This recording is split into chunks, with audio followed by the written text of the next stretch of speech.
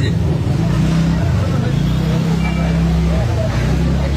তৃণমূল একটা নিকৃষ্ট মানের চোর, ভোট চোর, মানে করতে দেবো না।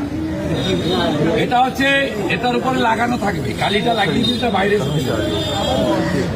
ও আচ্ছা আচ্ছা আচ্ছা আচ্ছা 750 নাম্বারটাও বলে দিলাম, purchase by the councillor Debleena Biswas. কোনো চুরি করতে দেবো না। 3810 বিএলও স্লিপ ফিরে এসেছে, তাদেরকেও চিহ্নিত করে দিয়েছে আমরা বুথে বুথে।